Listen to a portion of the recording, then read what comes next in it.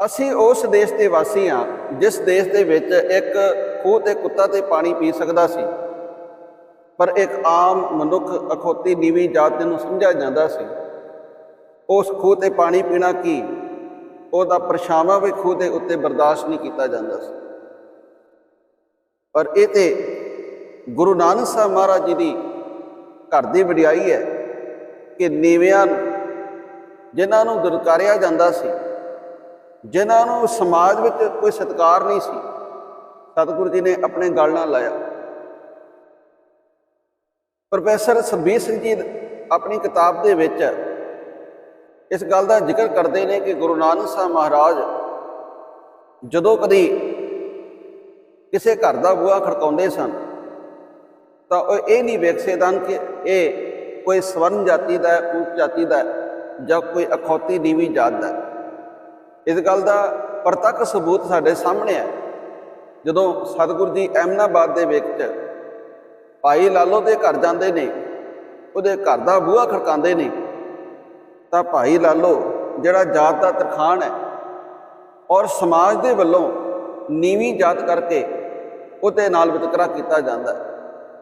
ਸਤਿਗੁਰੂ ਜੀ ਨੂੰ ਸਾਹਮਣੇ ਵੇਖ ਕਰਕੇ ਉਹ ਸਤਿਗੁਰੂ ਜੀ ਨੇ ਪੁੱਛਦਾ ਹੈ ਕਿ ਸਤਿਗੁਰੂ ਜੀ ਤੁਸੀਂ ਕਿੱਥੇ ਆਏ ਹੋ? ਕੋਈ ਬਹੁਤ ਵੱਡੇ ਖਾਨਦਾਨ ਦੇ ਤੁਸੀਂ ਲੱਗਦੇ ਹੋ ਅਤੇ ਮੈਂ ਤਾਂ ਇੱਕ ਮਾਮੂਲੀ ਜਿਹਾ ਤਰਖਾਣ ਹਾਂ, ਤੁਹਾਡਾ ਪਰਛਾਵਾਂ ਵੀ ਜਿਹੜਾ ਹੈ ਉਹ ਇਸ ਘਰ ਵਿੱਚ ਨਹੀਂ ਪੈਣਾ ਚਾਹੀਦਾ, ਕਿਉਂਕਿ ਮੈਂ ਤੁਹਾਡਾ ਘਰ ਦੇ ਵਿੱਚ ਆਉਣਾ ਸੁਣ ਕਰਕੇ ਉੱਚ ਸਮਾਜ ਦੇ ਲੋਕ ਜਿਹੜੇ ਨੇ ਉਹ ਬਰਦਾਸ਼ਤ ਨਹੀਂ ਕਰਨਗੇ। ਇਸ ਕਰਕੇ ਤੁਸੀਂ ਕੋਈ ਸਵਰਨ ਜਾਤੀ ਦਾ ਘਰ, ਉੱਥੇ ਜਾ ਕਰਕੇ ਤੁਸੀਂ ਪਨਾਹ ਲੈ ਸਕਦੇ ਹੋ। ਪਰ ਸਤਿਗੁਰੂ ਜੀ ਨੇ ਉਸ ਵੇਲੇ ਭਾਈ ਲਾਲੋ ਨੂੰ ਕਿਹਾ ਕਿ ਅਸੀਂ ਤੇਰੇ ਘਰ ਦੇ ਵਿੱਚ ਹੀ ਰਹਾਂਗੇ, ਤੇਰੇ ਨਾਲ ਬੈਠ ਕੇ ਪ੍ਰਸ਼ਾਦਾ ਛਕਾਂਗੇ, ਤੇਰੇ ਨਾਲ ਹੀ ਅਸੀਂ ਵਿਚਾਰਾਂ ਕਰਾਂਗੇ, ਕਿਉਂਕਿ ਮੈਨੂੰ ਤੇ ਉਹ ਸਿੱਖ ਚਾਹੀਦੇ ਨੇ ਜਿਹੜੇ ਕੀਰਤੀ ਨੇ, ਜਿਹੜੇ ਹੱਕ ਪਰਾਇਆ ਨਾਨਕਾ ਉਸ ਸੂਅਰ ਉਸ ਗਾਏ, ਗੁਰ ਪੀਰ ਹਾਮਾ ਤਾਂ ਭਰੇ ਜਾਂ ਮੁਰਦਾਰ ਨਾ ਖਾਏ। ਜਿਹੜੇ ਧਰਮ ਦੀ ਕਿਰਤ ਕਰਦੇ ਨੇ, ਜਿਵੇਂ ਭਾਈ ਗੁਰਦਾਸ ਜੀ ਕਹਿੰਦੇ ਨੇ, ਕਿਰਤ ਵਿਰਤ ਕਰ ਧਰਮ ਦੀ, ਹੱਥੋਂ ਦੇ ਕੇ ਭਲਾ ਮਨਾਵੇ, ਮੈਨੂੰ ਤੇ ਉਹ ਸਿੱਖ ਪਿਆਰੇ ਲੱਗਦੇ ਨੇ। ਤਾਂ ਉਸ ਵੇਲੇ ਸਤਿਗੁਰੂ ਜੀ ਨੇ ਇੱਕ ਬਾਣੀ ਦਾ ਵਾਕ ਉਚਾਰਨ ਕੀਤਾ। ਪ੍ਰੋਫੈਸਰ ਸੁਖਬੀਰ ਸਿੰਘ ਜੀ ਕਹਿੰਦੇ ਨੇ ਕਿ ਸਤਿਗੁਰੂ ਜੀ ਜਦੋਂ ਵੀ ਕਦੀ ਇਸ ਤਰ੍ਹਾਂ ਦੀ ਘਟਨਾ ਜਾਂ ਇਸ ਤਰ੍ਹਾਂ ਦੇ ਸਮੇਂ ਵਿੱਚ ਹੁੰਦੇ ਸਨ ਤਾਂ ਸਤਿਗੁਰੂ ਜੀ ਕਹਿੰਦੇ ਸਨ, ਨੀਚਾਂ ਅੰਦਰ ਨੀਚ ਜਾਤ, ਨੀਚੀ ਹੂੰ ਅਤ ਨੀਚ, ਨਾਨਕ ਤਿਨ ਕੈ ਸੰਗ ਸਾਥ, ਵੱਡਿਆਂ ਸਿਓ ਕਿਆ ਰੀਸ। ਇਸ ਗੱਲ ਦਾ ਜ਼ਿਕਰ ਸ਼੍ਰੋਮਣੀ ਭਗਤ ਕਬੀਰ ਜੀ ਨੇ ਵੀ ਕੀਤਾ। ਉਹਨਾਂ ਨੇ ਵੀ ਕਿਹਾ ਕਿ ਹੇ ਬ੍ਰਾਹਮਣ, ਜੇ ਤੂੰ ਆਪਣੇ ਆਪ ਨੂੰ ਬ੍ਰਾਹਮਣ ਕਹਿਣਾ ਹੈ ਤਾਂ ਤੂੰ ਕਿਸੇ ਹੋਰ ਰਸਤੇ ਕਿਉਂ ਨਹੀਂ ਆਇਆ? ਜੋ ਤੋ ਬ੍ਰਾਹਮਣ ਬ੍ਰਾਹਮਣੀ ਜਾਇਆ, ਤੋ ਆਨ ਬਾਟ ਕਾਹੇ ਨਹੀਂ ਆਇਆ। ਤਾਂ ਕਬੀਰ ਸਾਹਿਬ ਜੀ ਦਾ ਸ਼ਬਦ ਹੈ, ਗਰਭਵਾਸ ਮੈਂ ਕੁਲ ਨਹੀਂ ਜਾਤੀ। ਜਦੋਂ ਕਿਸੇ ਘਰ ਦੇ ਵਿੱਚ ਕੋਈ ਬੱਚਾ ਪੈਦਾ ਹੋਣ ਵਾਲਾ ਹੋਵੇ ਅਤੇ ਉਹ ਗਰਭ ਅਵਸਥਾ ਦੇ ਵਿੱਚ ਹੋਵੇ ਤਾਂ ਕਬੀਰ ਸਾਹਿਬ ਜੀ ਕਹਿੰਦੇ ਨੇ ਉੱਥੇ ਕੋਈ ਕਿਸੇ ਦੀ ਕੁਲ ਨਹੀਂ, ਉੱਥੇ ਕੋਈ ਕਿਸੇ ਦੀ ਜਾਤ ਨਹੀਂ। ਇਹ ਤਾਂ ਜਦੋਂ ਜਿਸ ਘਰ ਦੇ ਵਿੱਚ ਉਹ ਜਨਮ ਲੈਂਦਾ ਹੈ ਉਸੇ ਜਾਤ ਬਰਾਦਰੀ ਦੇ ਨਾਲ ਜੋੜ ਲਿੱਤਾ ਜਾਂਦਾ ਹੈ। ਔਰ ਮਨੁੱਖ ਨੂੰ ਕਦੀ ਵੀ ਇਹ ਨਹੀਂ ਪੁੱਛਿਆ ਜਾਂਦਾ ਕਿ ਤੂੰ ਕਿਸੇ ਅਮੀਰ ਦੇ ਘਰ ਜਨਮ ਲੈਣਾ ਹੈ ਜਾਂ ਕਿਸੇ ਗਰੀਬ ਦੇ ਘਰ ਵਿੱਚ ਜਨਮ ਲੈਣਾ ਹੈ, ਤੂੰ ਕਿਸੇ ਅਮੀਰ ਦੇ ਘਰ ਦੇ ਵਿੱਚ ਜਨਮ ਲੈਣਾ ਹੈ ਜਾਂ ਕਿਸੇ ਗਰੀਬ ਦੇ ਵਿੱਚ। ਇਹ ਤਾਂ ਉਸ ਪਰਮਾਤਮਾ ਦੀ ਰਜ਼ਾ ਹੈ, ਕਿਉਂਕਿ ਹੁਕਮੈ ਅੰਦਰ ਸਭ ਕੋ, ਬਾਹਰ ਹੁਕਮ ਨਾ ਕੋਏ, ਨਾਨਕ ਹੁਕਮੈ ਜੇ ਬੁਝੈ, ਤਾਂ ਹਉਮੈ ਕਹੇ ਨਾ ਕੋਏ। ਤਾਂ ਕਬੀਰ ਸਾਹਿਬ ਜੀ ਕਹਿੰਦੇ ਨੇ ਕਿ ਹੇ ਬ੍ਰਾਹਮਣ, ਉਸ ਗਰਭ ਅਵਸਥਾ ਦੇ ਵਿੱਚ ਤੇ ਕਿਸੇ ਦੀ ਕੁਲ ਜਾਤ ਨਹੀਂ ਪੁੱਛੀ ਜਾਂਦੀ। ਤਾਂ ਕਬੀਰ ਸਾਹਿਬ ਜੀ ਕਹਿੰਦੇ ਨੇ, ਗਰਭਵਾਸ ਮੈਂ ਕੁਲ ਨਹੀਂ ਜਾਤੀ, ਬ੍ਰਹਮ ਬਿੰਦ ਤੇ ਸਭ ਉਤਪਾਤੀ, ਕੌਰੇ ਪੰਡਤ ਬ੍ਰਾਹਮਣ ਕਬ ਕੇ ਹੋਏ, ਬ੍ਰਾਹਮਣ ਕਹਿ ਕੇ ਜਨਮ ਮਤ ਹੋਏ। ਕਿਉਂ ਆਪਣਾ ਜਨਮ ਭ੍ਰਿਸ਼ਟ ਕਰੀ ਜਾਣਾ ਹੈ? ਕਿਉਂ ਆਪਣੇ ਆਪ ਨੂੰ ਉੱਚਾ ਖਵਾ ਕਰਕੇ ਤੇ ਦੂਜਿਆਂ ਦੇ ਨਾਲ ਵਿਤਕਰੇ ਕਰਕੇ ਤੂੰ ਇਸ ਤਰ੍ਹਾਂ ਦੇ ਕਰਮ ਕਿਉਂ ਕਰ ਰਿਹਾ?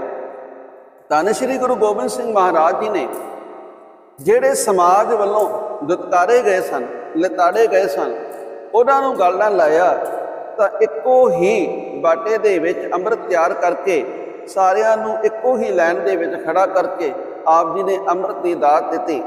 ਹਾਲਾਂਕਿ ਇਤਿਹਾਸਕਾਰ ਦੱਸਦੇ ਨੇ ਕਿ ਪਹਾੜੀ ਰਾਜੇ ਜਿਹੜੇ ਕਿ ਸਵਰਨ ਜਾਤੀ ਆਪਣੇ ਆਪ ਨੂੰ ਖਾਂਦੇ ਸਨ, ਉਹਨਾਂ ਨੇ ਇੱਕ ਗੱਲ ਕਹੀ ਕਿ ਸਤਿਗੁਰੂ ਜੀ, ਅਸੀਂ ਵੀ ਤੁਹਾਡੇ ਸਿੱਖ ਹੋਣਾ ਚਾਹੁੰਦੇ ਹਾਂ, ਜੇ ਤੁਸੀਂ ਸਾਡਾ ਬਾਟਾ, ਸਾਡਾ ਅੰਮ੍ਰਿਤ ਤੁਸੀਂ ਵੱਖਰਾ ਕਰ ਦਿਓ। ਪਰ ਅੱਜ ਬੜੇ ਦੁਰਭਾਗੇ ਦੀ ਗੱਲ ਹੈ ਕਿ ਅੱਜ ਕੋਈ ਵੀ ਨਹੀਂ ਕਹਿੰਦਾ ਕਿ ਇਹ ਸਤਿਗੁਰੂ ਗੁਰੂ ਗੋਬਿੰਦ ਸਿੰਘ ਮਹਾਰਾਜ ਜੀ ਦਾ ਅੰਮ੍ਰਿਤ ਹੈ।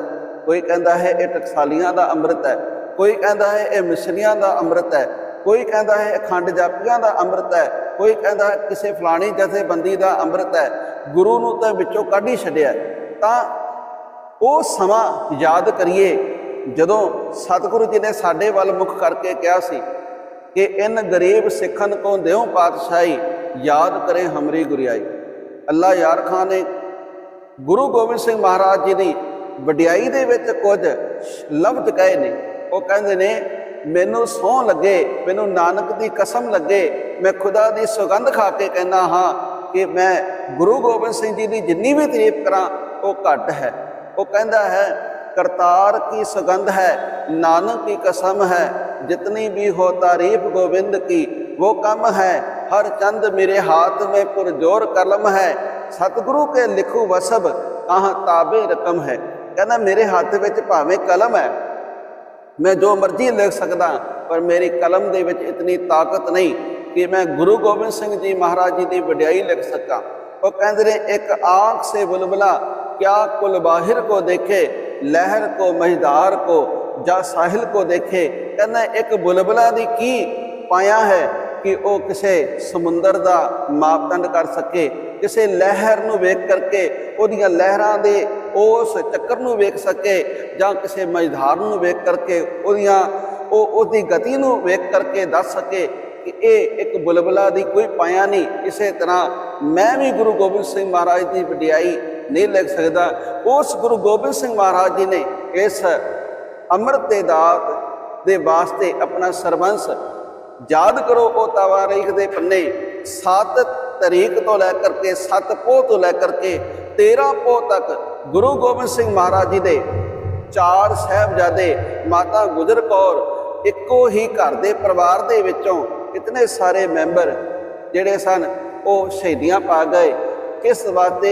केवल तो केवल साडे मजलूमां दी बाह फड़न वास्ते, साडी बाह फड़ करके अज जो असी आज़ादी दा नहीं गवाण रहे हाँ, अज जो असी दुनिया दे विच अपने उस संविधान नूं लै करके उस गुरु के सिद्धांत नूं सामने रख करके दुनिया दे विच विचर रहे हाँ और सरदारी साडे कोल कायम है।